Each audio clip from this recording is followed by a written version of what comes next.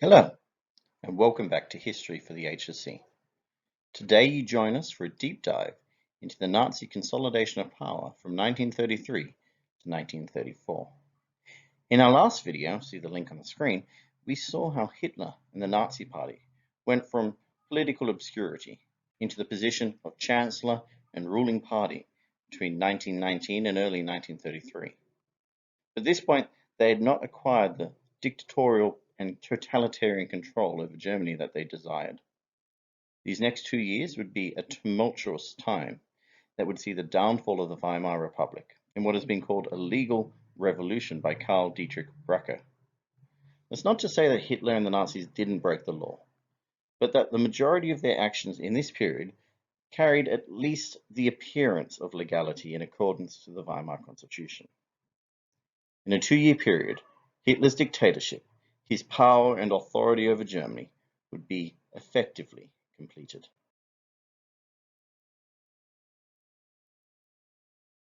Today's video will focus on the following syllabus outcome: the initial consolidation of Nazi power, 1933 to 1934.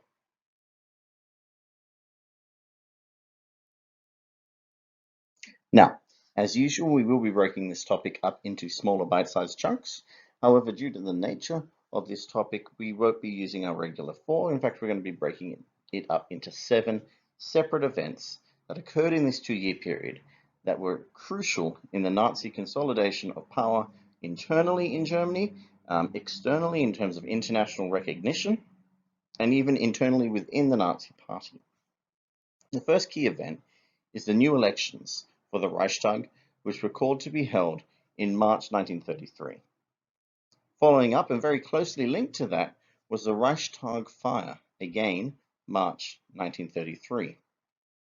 The Reichstag Fire, hugely significant in what would happen next, the most significant law that the Nazis introduced at this point that enabled them to consolidate power, the Enabling Act. The Enabling Act would enable the Nazi Party to begin the process of Nazification, the coordination of the new German government that they ruled in a process known as Gleichschaltung. This would be supported with close links and an agreement made with the Catholic Church in what's called the Reichskonkordat. Hitler would then go on to try to clear the ranks within the Nazi Party to consolidate his own power within the Nazi Party and to consolidate his power by forming an alliance with the military through the Night of Long Knives. And finally, we'll look at the event that really gave Hitler full dictatorial power in Nazi Germany. That is the death of President Hindenburg and the final realization of the Führer principle, the uniting of the two roles of Chancellor and President into the one role of Führer with Adolf Hitler at its head. So please join us in our deep dive into the Nazi consolidation of power from 1933 to 1934.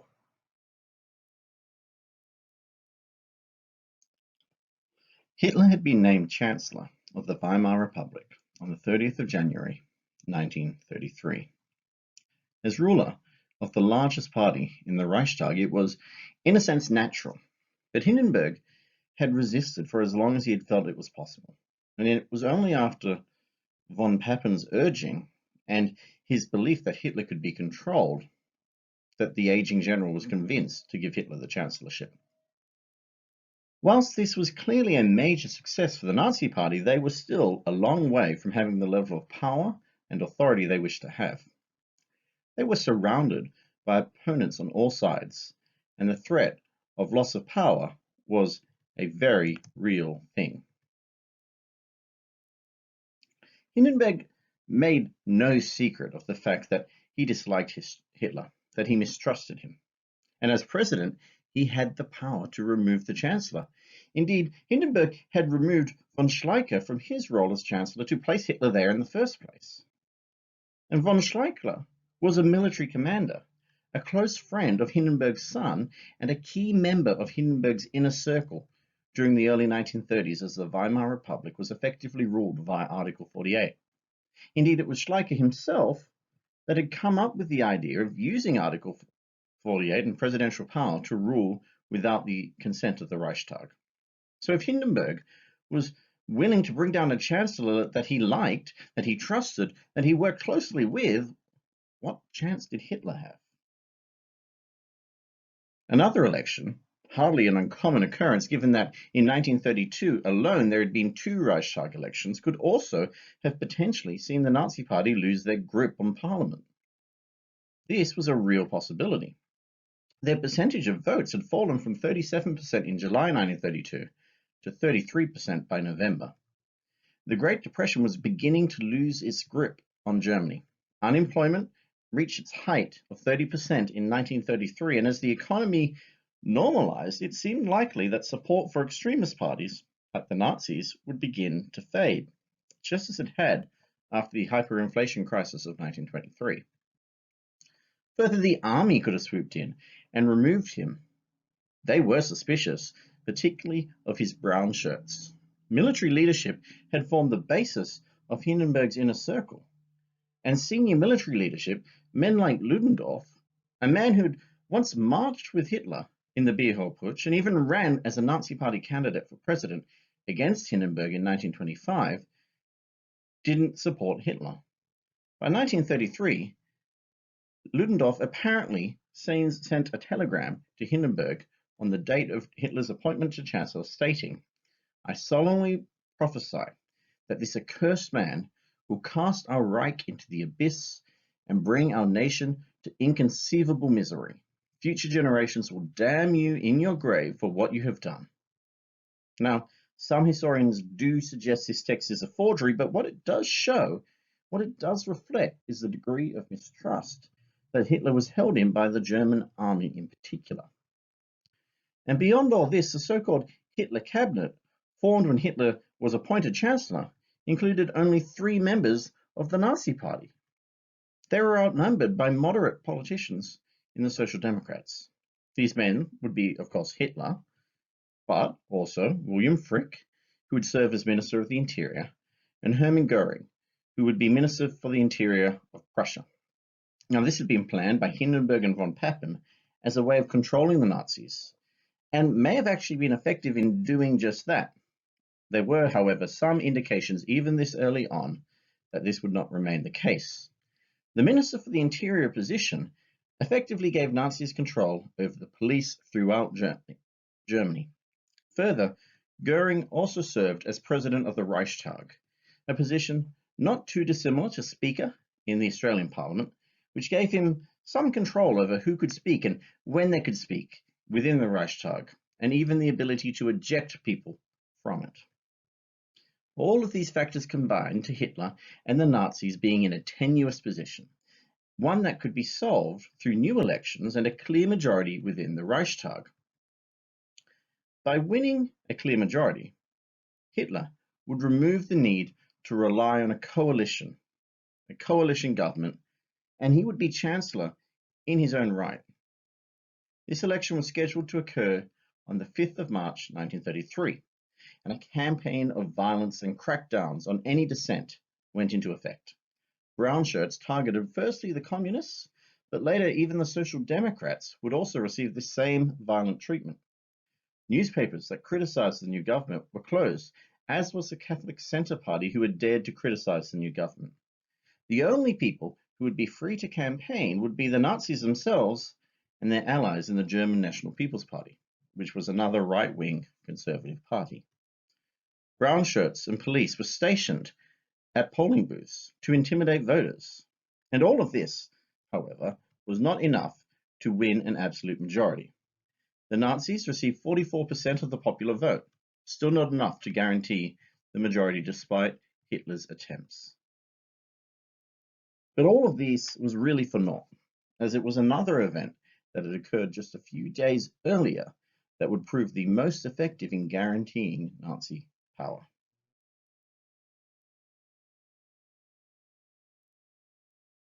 At around 9 p.m. on Monday the 27th of February 1933, the Reichstag building would burst into flames. Despite the best efforts of firefighters, it would burn until a little bit before midnight, before it was finally brought under control and then put out. The building itself was in ruins with over $1 million of damage. Firefighters inspecting the ruins found 20 bundles of firelighters. It appeared that the fire had been deliberately lit. Hitler and his propaganda minister, Goebbels, would arrive at the site just as the fire was being put out. There they would meet Goering, who would exclaim, "This is a communist outrage. One of the communist culprits has been arrested." This culprit was Marinus van der Lubbe, a communist from the Netherlands who was found at the site, stinking of smoke and willingly claiming responsibility. He'd even been heard boasting at public bars just days earlier that he was going to burn down the Reichstag, believing that in some way this would help spark the communist revolution that he desired. It seemed like an open and shut case. The perpetrator found at the scene of the crime and admitting guilt. Certainly the Nazi reaction to the fire was to push for van der Lubbe to be sentenced to death almost immediately.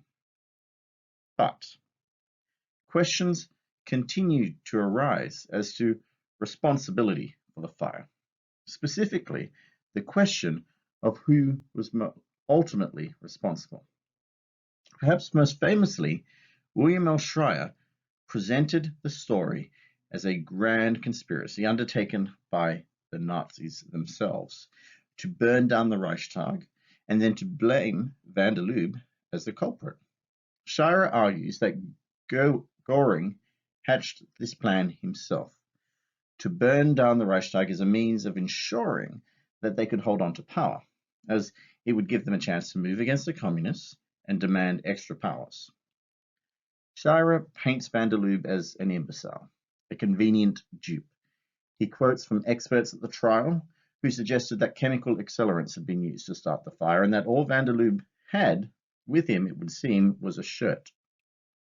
He cites German General Franz Halder, a general of World War II, who claimed that Goering himself had claimed responsibility, stating, "The only one who really knows about the Reichstag is I, because I set it on fire." Now, in a small subnote in his book, Schreier does note that Goering would deny any involvement in the Reichstag fire in both the interrogations after his capture in World War II, as well as at the Nuremberg trials. The problem with Scheier's account is he seems to suffer from what might be called hindsight bias. Now, the end result of the Reichstag fire was that the Nazis further consolidated their power. And so hindsight to us suggests that they must have known this was going to be the case and therefore set the fire themselves. The reality is, of course, that at the time, the Nazis would have had no way of knowing what the outcome of the fire could have been. Indeed, probably most modern historians, including people like Ian Kershaw, Richard J. Evans, they suggest that van der Lubbe set the fire himself and that he acted alone. They argue that earlier historians fell into this hindsight bias and the willingness to blame the Nazis because they were Nazis. Indeed, the first real historian to publish research suggesting that van der Lubbe was solely responsible, a German historian by the name of Fritz Tobias, who was writing in the 1960s, was accused of being a Nazi sympathizer and apologist by others for the simple fact of saying that the Nazis were not responsible for setting the Reichstag on fire. As the historian A.J.P. Taylor comments, who actually started the Reichstag fire? The Nazis said it was the work of communists. They tried to establish this verdict at the trial of the supposed incendiaries before the High Court at Leipzig. They failed. Hardly anyone now believes that communists had a hand in the Reichstag fire. But if not the communists, then who? People outside Germany, and many inside, found a simple answer. The Nazis did it themselves. This version has been generally accepted. It appears in most history textbooks. It is the most reputable historians, such as Alan Bullock, repeat it. I myself have repeated it unquestioningly, without looking at the evidence. What A.J.P. Taylor is saying there is that he's looked at the evidence now, and he thinks van der Lubbe did it himself, that the actual evidence from the time doesn't point to some grand conspiracy. The evidence points, in fact, to the simplest answer, that van der Lubbe, the man who admitted he wanted to burn the building down, did so, and that the Nazis were as shocked as everyone else and sought vengeance against him and the Communist Party. But regardless of who or what caused the fire, it was the Nazi reaction to it that is actually most significant in terms of their consolidation of power. They could clearly point to an incident that suggested that Germany was in danger, specifically from communists, and this was a key tenet of Nazi ideology. They now had the evidence to support it, and so the attacks that were already happening on the Communist Party during the Reichstag election campaign were stepped up. Thousands were arrested and detained, including leaders of the Communist Party, whom the Nazis claimed were behind the fire, the instigators, the planners. And this would have a significant impact on the results of the March 1933 elections, with the Nazis gaining seats and the Communists losing seats. Within a month of the Reichstag fire, the Dachau concentration camp would open, its first inmates, German communists.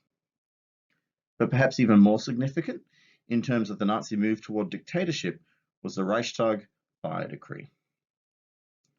The day after the fire, President Hindenburg was convinced to pass a new law using Article 48 of the Constitution. This would be the Reichstag Fire Decree, and it removed many of the rights of the German citizens that were guaranteed by the Weimar Constitution. This included habeas corpus, essentially protection from false imprisonment, along with freedom of expression, freedom of the press, the right to free association, the right to public assembly, and the right to privacy in the mail and the telephone, all removed at the stroke of the president's pen, never to be reinstated during the period of Nazi rule.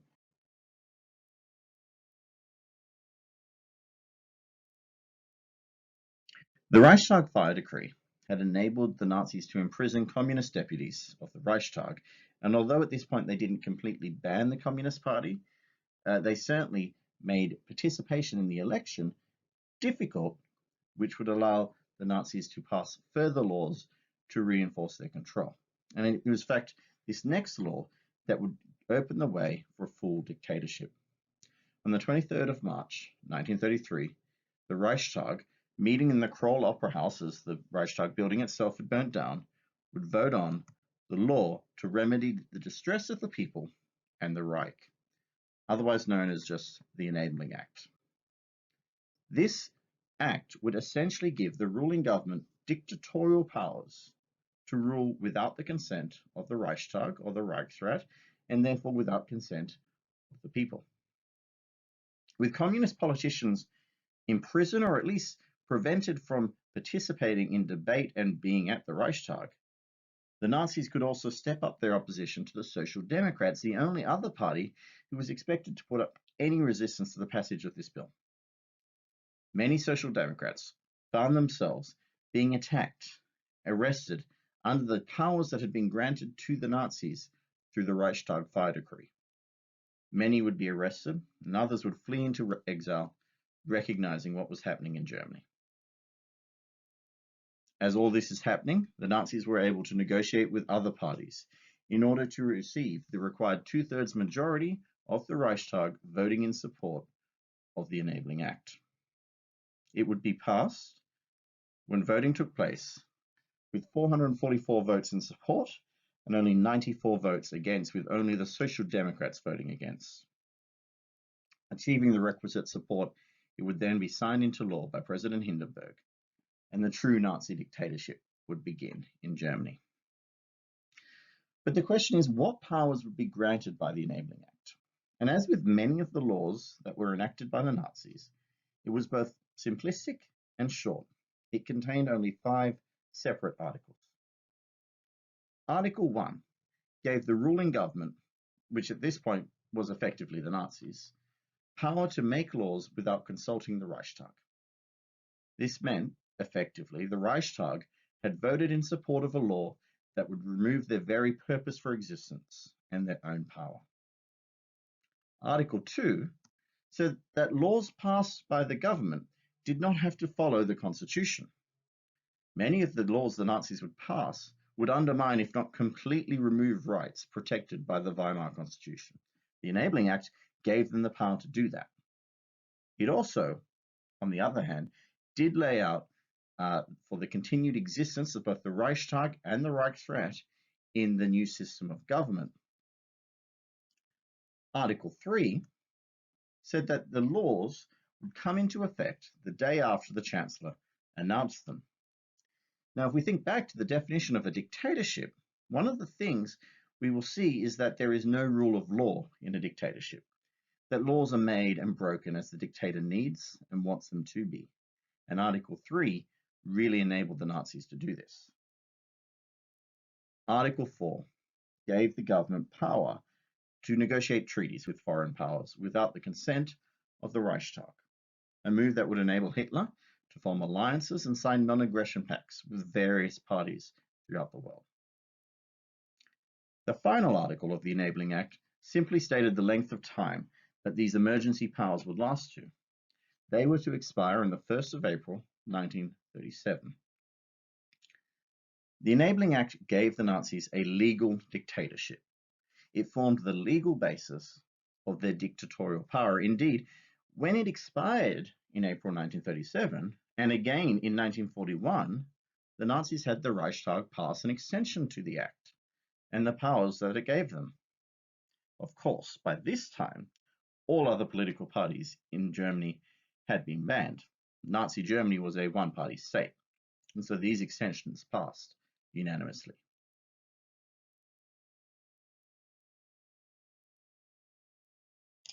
The Reichstag Fire Decree and Enabling Act began the process of Gleichschaltung, which means literally coordination, but perhaps could be best described as Nazification of the state.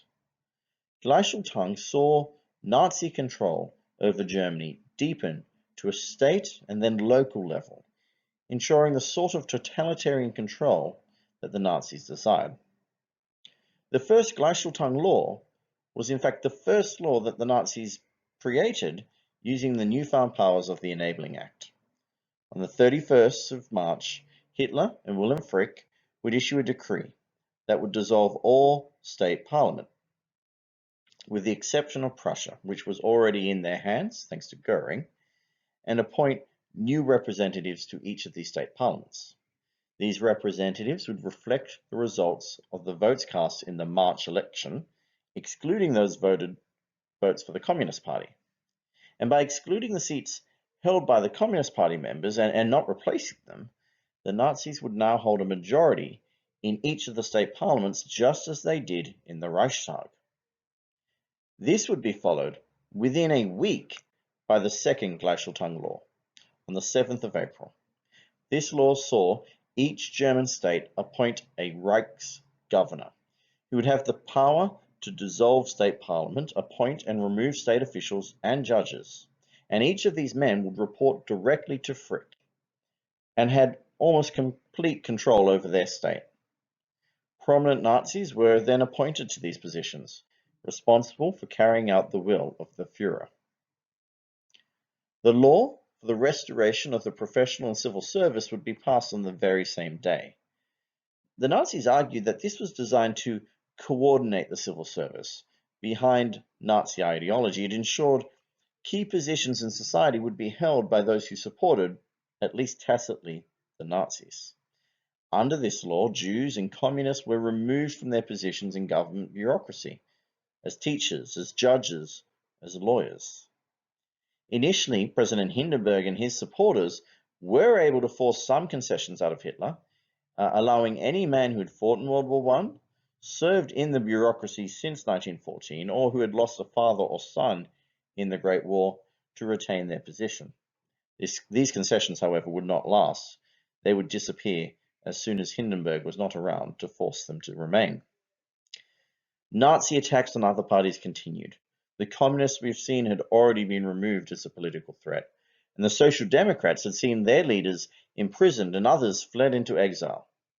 Goering had sent his secret police to seize Social Democrat buildings, their property, their newspapers, and those who were still left in the Reichstag tried desperately to appease Hitler. They denounced their own party members who had fled into exile to escape him. On June the 19th, they attempted to form a new party committee, but Frick stepped in and dissolved the party immediately, claiming that it sought to subvert the power of the state. All of its remaining leaders would be imprisoned.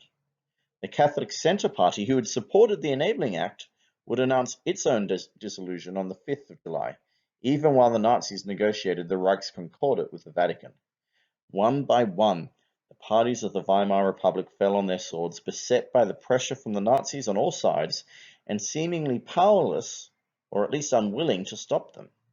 Even the German National People's Party, a key ally of the Nazis and a group that had formed the major right-wing nationalistic party throughout the Weimar period, would dissolve in late June.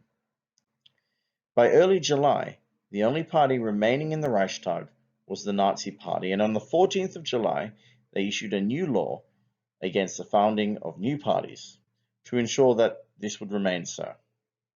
Involvement in rival and therefore illegal political parties during the Nazi regime would simply count as treason. All of this would open the way for the law concerning the reconstruction of the Reich on the 30th of January. The preamble of this law itself boasts proudly that it was passed unanimously with approval of the Reichstag. This, of course, you may understand, was not difficult given that no other party beside the Nazis was still in operation. This law formally dissolved the Weimar Republic, the state parliaments and the state governments, all being placed under the direct control of the Reich government to do exactly as they were told by the Reich government. The speed with which the Nazis were able to achieve Gleichschaltung is simply staggering. Exactly 1 year after Hitler had been named Chancellor, he had accomplished the complete Nazification of the German government from a federal to a local level. The Weimar Republic was gone, his dictatorial powers grew. And from now on, he would continue to consolidate his power within Germany.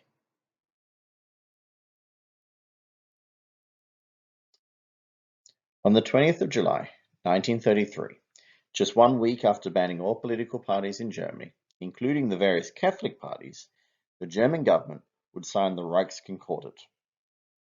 This was an agreement between the Vatican and Catholic Church and the new Nazi government of Germany. Now, it seems initially a strange agreement for either side to get into, given that the Catholic Church in Germany mistrusted Hitler, and that Hitler himself wanted to get rid of the Catholic Church. There were even sporadic attacks on the church in early 1933, but Hitler did keep this to a minimum. 40% of all Germans ascribed to the Catholic faith, and he simply couldn't afford to get them offside. Traditionally, the Catholic Church within Germany had opposed Hitler.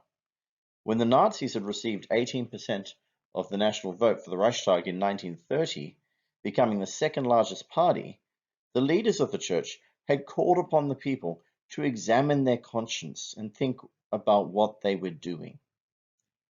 Some did soften this line on Hitler in the coming 2 years, but the majority of Catholics did simply not support Hitler.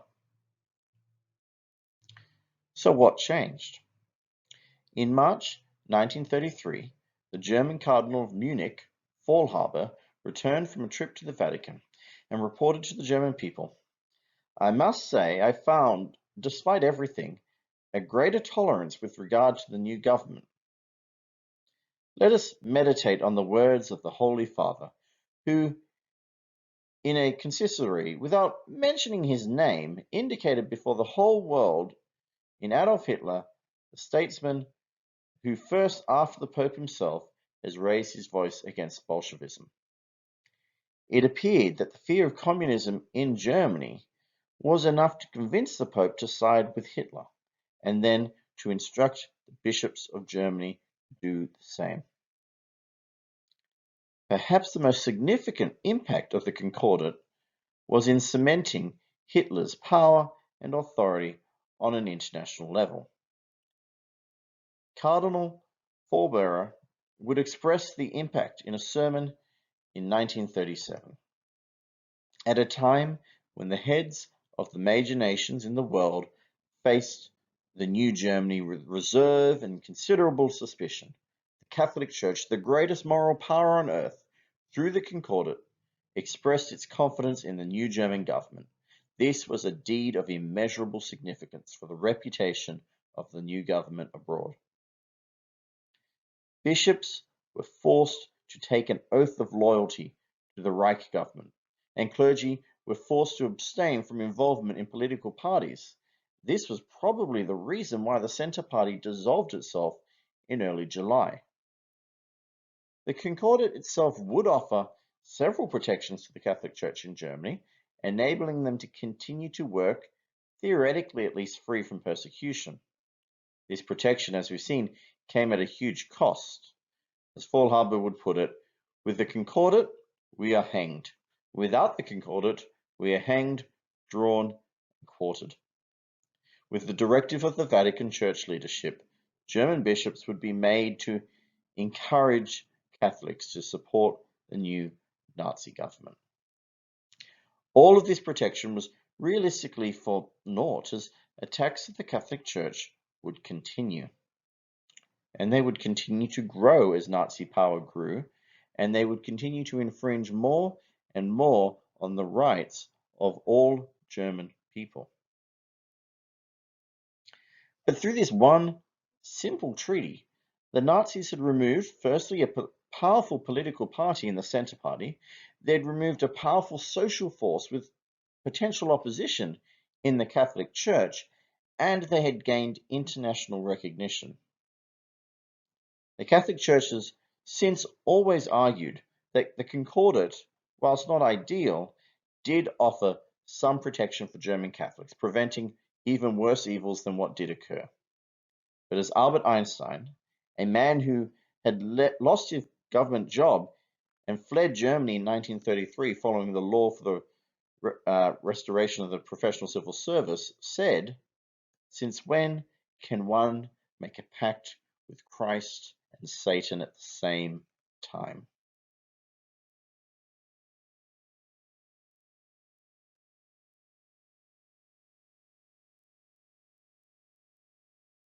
In his first year as Chancellor, Hitler had done so much to secure his position as unquestioned leader within the state of Germany. However, he was still far from secure, lacking the support of the army, the same thing that had undermined the Weimar regime itself, and also, arguably at least, with some potential opposition to his leadership from within the Nazi Party itself. And these issues would come to a head with the Night of Long Knives. The Sturm Arbeitslang, or Brown Shirts, or SA, had been instrumental in the Nazis' rise to power. They acted as a means to attack other political parties from the very inception of the Nazis. They had added an air of legitimacy to a small party as it grew in popularity. And as the power of the Nazis had grown, so did the power wielded by the Brown Shirts. We've seen in this video already that they were utilized to threaten Germans going to the polls in order to ensure that the votes they cast would go the way of the Nazis. But in all of this, there was a concern that there was increasing opposition to the Brown Shirts from the regular army, and also to the regular army from the Brown Shirts. Animosity between the Brown Shirts and the leadership of the army was a real concern for Hitler. For one, the Brown Shirts included a large number of ex-soldiers from World War I, but they largely came from a lower class background, whereas the German high command were almost exclusively of wealthy aristocratic heritage. To them, the Brown Shirts were uncouth and vulgar. And adding to this tension, the leader of the Brown Shirts, Ernst Röhm, had called openly for them to replace the regular army entirely. By the time of the Night of Long Knives, the Brown Shirts numbered over 1 million members. And army leadership was very clear in its discussions with Hitler. They would not support his leadership while the SA remained a political force within Germany. Now, at this point, it's important for us to understand a little bit about Röhm himself. He'd served in the German army during World War I as a captain. He joined the Deutsche Arbeiterpartei in 1919, the group that would go on to become the Nazis, and he joined it at about the same time as Hitler. The two would meet soon after and become friends and political allies. Röhm was one of the key leaders of the SA during the failed Bihor Putsch, and had also been tried for treason alongside Hitler, found guilty and receiving a suspended sentence. In the years that followed, as the SA were made illegal in Bavaria, Röhm would be given charge of rebuilding the organization. But as Hitler came to change his plans on how power should be attained, the rebuilding of the brown shirts became a bit of a problem. And after Munich, as Hitler aimed toward a legal revolution, there was a bit of a break in the relationship. Röhm would temporarily retire from public life, taking on a role as advisor to the Bolivian army in 1928. And it was here in Bolivia, somewhere around the middle of 1930, that Röhm received a phone call from Hitler himself, asking him to return to Germany, to take control of the brown shirts again, and to rebuild them. This he would do gladly. Through all of this, Röhm was probably one of Hitler's closest friends, one of the few men in Germany allowed to call Hitler by name rather than just calling him Führer. Even further than that, Röhm was able to call Hitler by a nickname, Addy. And he successfully rebuilt and strengthened the SA into a veritable political and military force within Germany. But all of this would not save him from Hitler. In April 1934, Hitler would meet with the leadership of the German army, securing a deal that would consolidate his control. The SA and its leadership would be destroyed. The army, in return, would agree to support Hitler's ascension to the position of president on the death of the aging Hindenburg. Hitler had just signed the death warrant of one of his closest friends. Officially, Röhm would be accused of planning a putsch against Hitler and the Nazi regime. Evidence was fabricated to the press to show Röhm had accepted a bribe of 12 million Reichsmark from the government of France to overthrow Hitler. Röhm and much of his senior leadership, such as Edmund Heinz, would be targeted and killed on the night of the 30th of June, 1934. To add to the public perception of a supposed plot, the Germans at this time were informed that Röhm and many of the other top-ranking members of the SA, men like Edmund Heinz, men chosen by Röhm himself, were all homosexual. Whilst the claim of the attempted putsch by Röhm was utter falsehood, this, in fact, was true. Röhm's homosexuality had been an open secret for some time in Nazi circles. It was known to Hitler, and it was known to other leading Nazis. And whilst they didn't particularly agree with it, they didn't do anything about it either. But now it offered a convenient excuse that might stop people looking too closely into the supposed Röhm putsch. Hermann Göring would be given the responsibility for the Night of Long Knives. His SS, or Schutzstaffel, had been formed as Hitler's bodyguards, and so to him, the removal of Röhm would give his SS more independence to use as he saw fit. And at 10 p.m. on the 30th of June, Göring would receive a phone call from Joseph Goebbels, the propaganda minister, with the code word Hummingbird, and the Night of Long Knives would go into effect. A carefully drawn up list of those targeted would be circulated, and soon SS men would be barging through doors, waking up those asleep inside. Most of the key leadership of the brown shirts would be summarily shot following a 1-minute show trial held in the courtyards outside the rooms where they'd been sleeping moments before. Röhm himself would be taken prisoner. The Nazis were seemingly unsure of what they should do with him, and Hitler in particular doesn't seem to have wanted to really order the death of his friend, and so he chose to give Röhm the chance to commit suicide instead. Röhm was handed a pistol with a single round and told he had 10 minutes to shoot himself, and if he didn't, they would return and shoot him. Röhm was incensed. He would reply, "If I am to be killed, let Adolf do it himself." He'd receive no answer to this demand, and 10 minutes later his guards would return. Seeing him standing in defiance, they would shoot him dead where he stood. But the Night of Long Knives would find more victims than just the brown shirts. Hitler and the Nazis took the opportunity to take down other potential targets, and perhaps the most significant of these was Kurt von Schleicher, the former chancellor.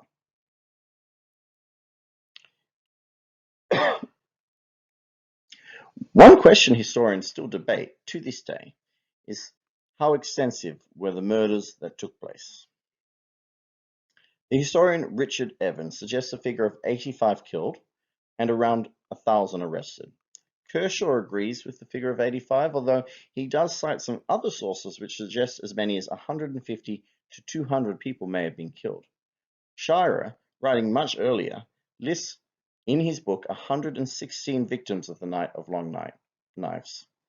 And further, he cites other sources which suggested more than 1,000 may have been killed.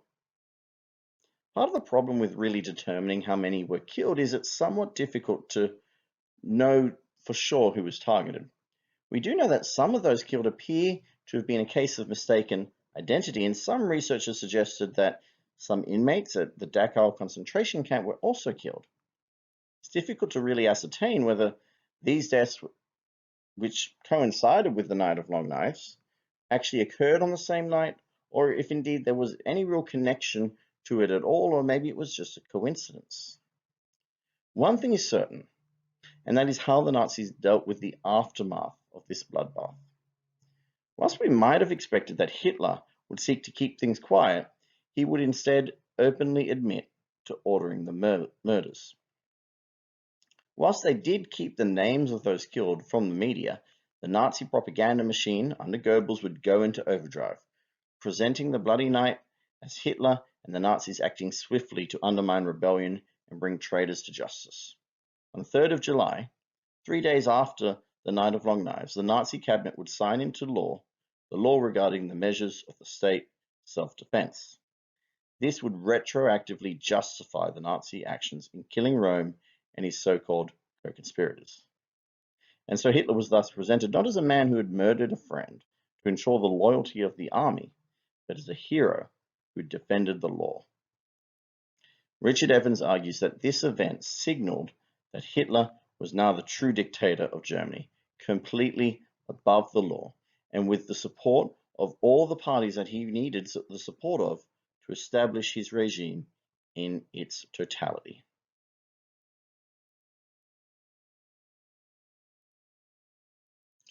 Hindenburg was aging and he was frail. His illness no doubt helped the Nazi consolidation of power, as he was in really no position to stop them. But as the Nazis had gained sole political authority within Germany through the Enabling Act and the reformation of the Reichstag, as they'd gained international acceptance by the Concordat, as they'd gained the support of the army through the Night of Long Knives, Hindenburg remained the president who, at least theoretically, had the power to remove Hitler as chancellor.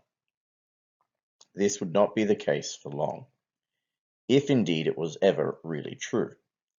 William L. Schreier argues that Hindenburg was already falling into senility when he appointed Hitler as chancellor, that Hindenburg was under the influence of others such as von Papen and von Schleicher, both of whom were now out of the picture. So it's quite possible that the Nazis were content to let Hindenburg live out the remaining of his years in a haze, unable to do anything to prevent their seizure of power, and they were willing to abuse his position, abuse his authority, and abuse his popularity with the German people as they required. Hindenburg would ultimately die at home on the 2nd of August 1934, following a protracted battle with lung cancer. Hitler had seen this coming and the day before received news that the president would soon die. He gathered his cabinet and he passed the law concerning the highest state office of the Reich. This law stated that the office of Reich President will be combined with that of Reich Chancellor. The existing authority of the Reich President will consequently be transferred to the Führer and Reich Chancellor Adolf Hitler. 2 hours after the death of Hindenburg, this new law was announced to the German people. Hitler would now be both head of state and head of the government. There was now no legal means left of removing him from his position, fulfilling his consolidation of power and his role as absolute dictator, as Führer of the Reich. Hitler had already gained support of the army through his actions on the Night of Long Knives, when he turned on his own supporters and destroyed the Brown Shirts as a political and military force. And the army had promised to support his ascendancy to the presidency on the death of Hindenburg.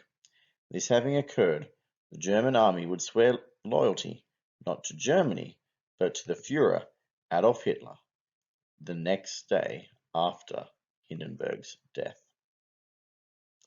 Hitler worked hard to ensure that he had the support of the German people, or at least the appearance of support.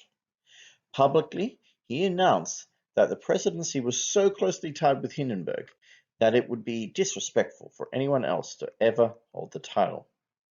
And 17 days after the death of Hindenburg, he would send the German people to vote on the merging of the role of Chancellor and President.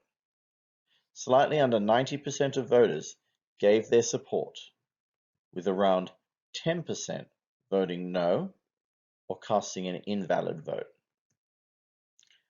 Just like in the Reichstag elections of November 1933, where the only party to vote for was the Nazi Party, this referendum was corrupted via intimidation, with the SS being stationed at polling booths, with public voting, together with large-scale voter fraud, pre-marked voting slips being added to the count.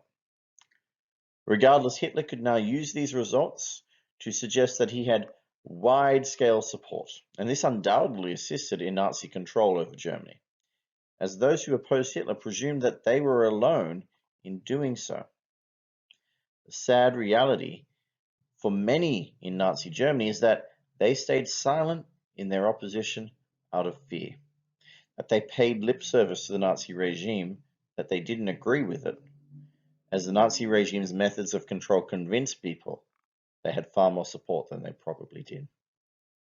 So within a year and a half, Hitler had gone from a chancellor who others sought to control to the undisputed and unquestioned Führer and dictator of the new Nazi Germany.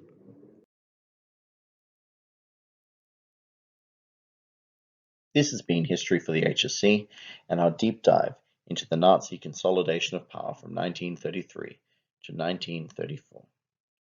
Through it, we have seen how the Nazis acted carefully, but also took advantage of situations to grow their power and authority and to control Germany. We have seen how this legal dictatorship developed to the point of Adolf Hitler becoming Führer of the Reich following the death of Hindenburg in August 1934. We hope that you found this helpful. Remember that you can download this screen here as a poster using the links below. Please do drop us comments if you are liking what we're doing here, or if there's something that we can do better so that we know how we can help you to get the most out of your studies of power and authority and your HSC Modern History course. Thank you again, and we'll see you next time.